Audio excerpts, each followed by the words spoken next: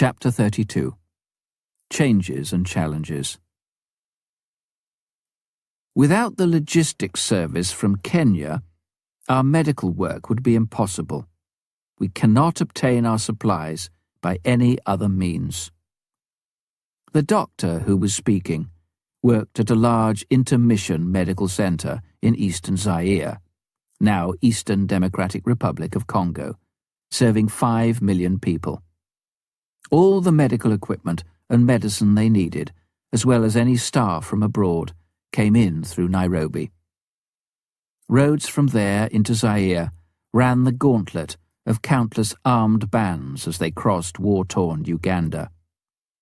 When the emergence of AIM Air lessened the need for some of our internal air services in Kenya, we were able to give attention to developing the logistics program from Nairobi, not only into Zaire, but into other adjacent countries too. It was soon in full use. We were carrying many passengers and much freight into Zaire, books and Bibles, drugs and medical supplies, building materials of all sorts, from roofing nails to kitchen sinks, and spare parts for many types of vehicles. All this called for something larger than our single-engined Cessnas. MAF US lent us an 8-seater Aero Commander, together with an experienced pilot. Though still too small, it provided a vital stopgap. American MAF had their own well-developed program throughout Zaire, their bases across the border from East Africa serving many outposts. They were being obliged to divert aircraft from their own programs in Zaire for regular trips to Nairobi to pick up passengers and supplies, so they were keen to be involved in plans for the new supply line. This led our 2 MAF groups to decide to share in the management of the Kenya program. Joint ventures are not easy, even among Christian groups. For the Nairobi operation, not only staff, but costs, equipment, and spares had to be shared. Who would control the finance? How would decisions be made? How would the management be appointed? To whom would it be responsible? It all took a lot of working out. Our 2 boards met and agreed on a plan, with a joint steering committee to oversee the new venture. Teething troubles were inevitable. But the manager, appointed from MAF US, came from a business background, and our own staff were able to learn much from him. At the same time, they shared with him their experience and understanding of national churches and missions. The Beech 99 turboprop aircraft, eventually purchased by American MAF for the logistics program, was a miniature airliner, an efficient, sophisticated 2-crew commuter plane, tough enough to work in Africa. It could operate from short airstrips carrying 15 passengers or a ton of freight. It cruised at 220 miles an hour, 50% faster than our single-engined planes.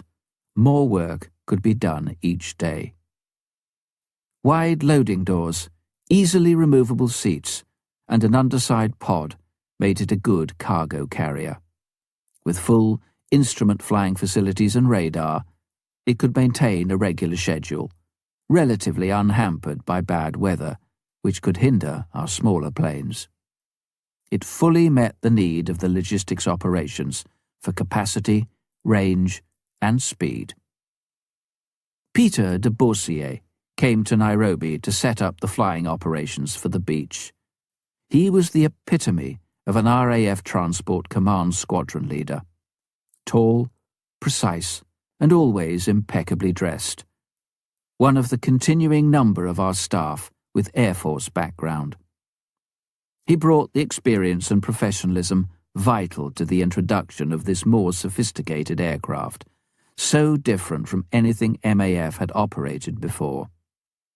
American MAF sent turbine-experienced engineers to ensure the mechanical maintenance of the aircraft was of a similar high standard.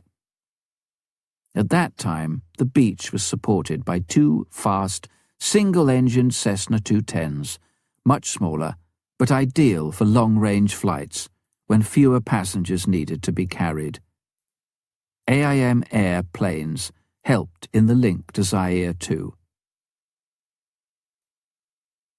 Max Gove had now acquired 12 years' experience, and he'd held responsible positions, first in Ethiopia and later in Kenya. After the joint venture had been running for a couple of years, he and his family returned to the UK, where he took over as Director of Overseas Operations at our Folkestone headquarters. Max worked well with his MAF US counterpart. After 4 years of the Kenya joint venture, the two of them proposed that it should revert to the total management of MAF UK. They felt the cooperation had served its purpose in establishing a new service which neither of our groups could have achieved so well alone. Their proposal came before our two boards, was thoroughly discussed and then accepted. MAF Europe later purchased the beach from the Americans. The logistics program grew, bringing Christian workers, healthcare and relief to the countries around. We had been given a new resource to meet a growing need. Others in MAF were finding new ways of meeting new challenges and opportunities. From the earliest days, we had been dedicated primarily to providing flights which helped others in their endeavours to spread the knowledge of God's love. That, however, had never prevented our staff, without any reduction of or distraction from their central MAF work, from seizing any opportunities to share the good news themselves. Some examples among many stand out in my mind. It's sunset in the African bush. Scrub, thorn bushes and trees have merged into the night. Crickets chirrup. Bats swoop through the still warm air. The local village has gathered. Old and young, men and women, mothers and children. Before them, 2 bamboo uprights support a large white cloth, tied somewhat precariously with strings. It's a cinema screen. To show a full-length sound-colour movie at a remote village in Africa is quite a struggle. Everything has to be flown in. Projector and film, large speakers for the sound, and a heavy petrol-driven generator to supply the electricity. Is it worth the hassle? The MAF pilot, having carefully brushed all the travel dust out of the precision machinery and set it going, monitors it closely. To the African audience, the projector matters little. What holds them is the film it projects. They've never seen a film before. Many have never known the story this one tells. They watch with rapt attention. The Jesus film has been brought to this remote spot so that people familiar with the powers of darkness can learn of the God of love and light. It follows accurately the Gospel of Luke. 5 years of research and filming in Israel went into its making by the Agape organization. Scenes come vividly to life, much in them familiar to this audience: shepherds, sheep, and goats. The languages of the film versions used by our people in East Africa are Swahili and Maasai. Words and pictures bring a clear understanding of who Jesus Christ is. Many realize for the first time the meaning of the crucifixion, that he died to take the punishment of their own wrongdoing, to free them from the power of evil, to bring them into the family of God. Christians find their faith informed and strengthened, their desire to witness to their friends and neighbours increased. MAF staff gladly take it to distant places by plane or by Land Rover, seizing any chances to show it. To them, it's worth the hassle. John Halls, a building worker, had been a drunk. He'd contemplated suicide at the age of 19. Then a Gideon Bible led him, in the words of the flyleaf, to a knowledge of Jesus Christ, hope for the future, peace of mind, and an assurance of eternal life. He eventually became one of the specialist builders we had brought in to help MAF and the missions with construction work in Tanzania. Remembering what the Bible had meant to him, he used his spare time, together with 2 Christian Tanzanian members of our engineering staff in Dodoma, to make Bibles and scripture portions available to people in the surrounding villages. He bought them from the local branch of the Bible Society and sold them at prices the people could afford. At first, he subsidized the sales himself. Later, some UK supporters shared in this. 50,000 Bibles were distributed in 2 years. Pastors living in outlying villages could seldom otherwise have afforded a Bible or Christian literature. Some received them with tears of joy. Now they had the means to learn and teach much more about their faith. People came in to buy from all around. Many went away singing, the new Bibles on their heads. John had responded to the challenge he'd seen. Marcus Habtetzian was an Eritrean Christian pilot. He came to us in Nairobi 3 years after Peter de Boursier. Marcus had served with distinction in the Ethiopian Air Force for 11 years. When the communists came to power, he was imprisoned. He was never told why. It was probably because of 2 things. His nationality, the Ethiopian government was at war with Eritrea, and the fact that he was a Christian. Nothing daunted, he had managed to obtain a Bible and share his faith with his fellow prisoners. At this time, he became aware that, in his own phrase, God wanted me to be involved in his work. He and his wife, Zufan, eventually escaped to Germany, where they heard about MAF. In Nairobi, he played a full part in MAF operations. "I am here to serve," he said. When not directly occupied in flying, he worked in a church he had established in Nairobi among Tigrayans and Eritreans who, like himself, had to flee their own country. "We have church for them in the town," he told me on one of his visits. "They come home here too, for Bible studies, especially the young people. There are tremendous needs."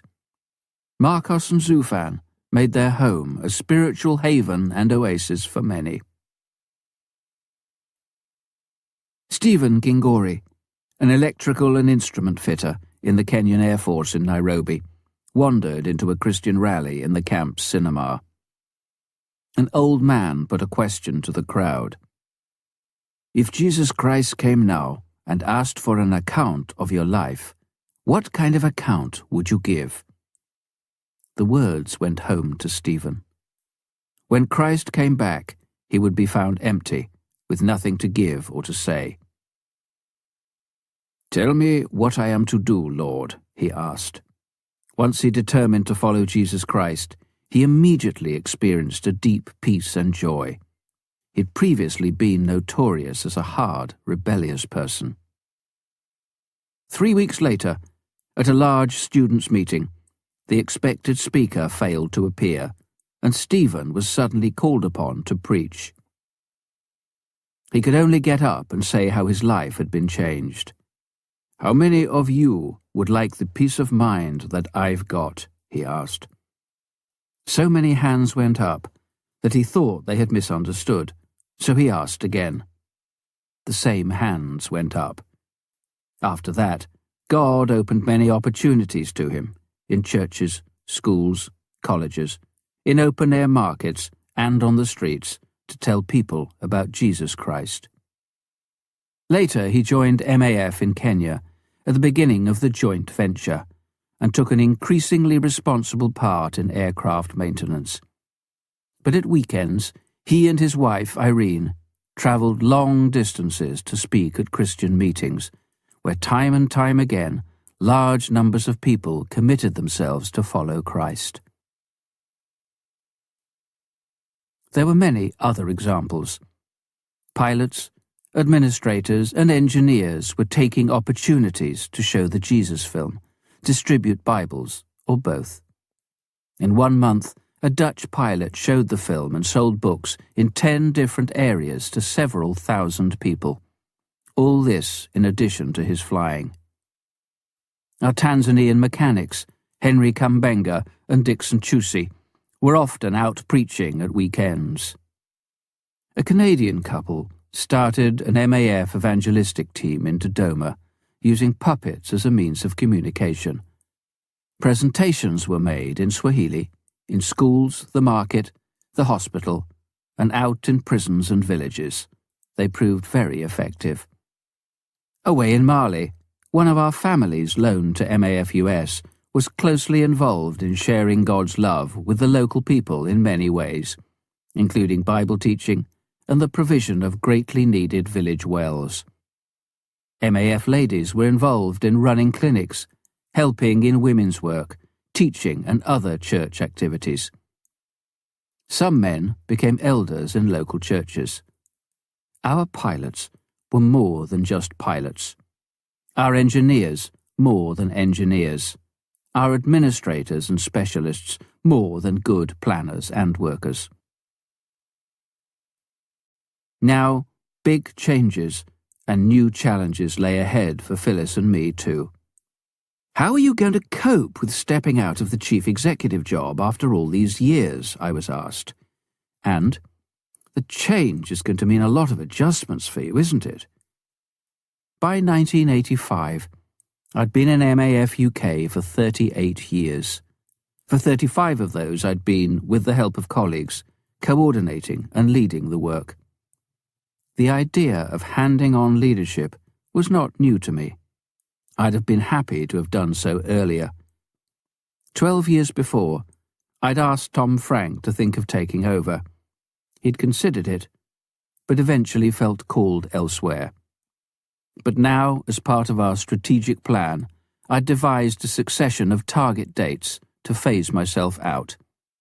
First, identify successor for chief executive. Second, 6 months later, work alongside new chief executive designate. Third, new chief executive takes over. Time moved on. The major factors of the plan worked out almost exactly within the anticipated time frame, except for one thing. The identification of my replacement seemed to be delayed. Together with the board, I explored various possibilities without success.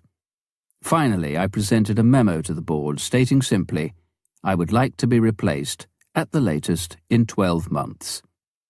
They set up a search committee. I wrote to other missions, inquiring if they had any suitable candidates. 1 or 2 suggestions came from our field staff. I also contacted Charles Wilson, who was retiring as chief executive for Across, the Christian relief agency working in the Sudan. As a founding member and vice chairman of Across, I had worked closely with Charles. I was clear that MAF needed a man of deep Christian commitment, able to oversee its increasing management and financial needs.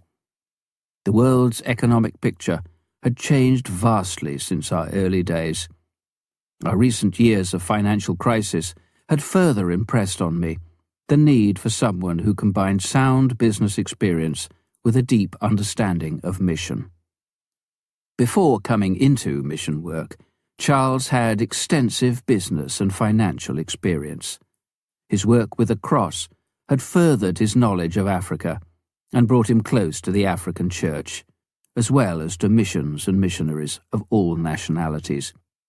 An excellent administrator, he had already developed much experience of fundraising and was highly respected among funding agencies. He knew a lot about development projects in Africa. Where he worked, things happened. He was familiar with MAF and the use of aviation overseas. Our planes had played an important part in the operations of Across. David Cormack, as an advisor to the Across board, and now vice-chairman of our own MAF board, also knew Charles well. So did our own senior management, who felt happy about the possibility of his appointment. In March 1986, the board's search committee agreed unanimously that Charles should be offered the job. He took over from me at the beginning of June. Everyone warned me that I'd find the change traumatic. It wasn't. I was enthusiastic about what was happening. Though Charles was only slightly younger than I was, and would be chief executive for only a few years, he had much to give us, much that we needed. I believed this was the right moment and a God-sent opportunity. For ourselves, Phyllis and I felt we'd be entering a new phase in our lives. Max Gove arranged a special party for us. It was more of a celebration than a farewell. Many of those involved at the very beginning of MAF were there. Others sent messages, taking us back 40 years. They remembered the good things we had done and forgot the failures. We felt overwhelmed, but grateful to God for their love and affection. We still had involvement with MAF. Charles and others always made us welcome in the office. So did those who succeeded him. Life remained exciting, both within MAF and with new challenges outside. God had been good to us in every way. The organization took a leap forward under Charles's leadership, meeting greater challenges than ever before. Chapter 33. The Needs Never End. It was with amazingly light hearts we were able to take a 6-month sabbatical after Charles took over.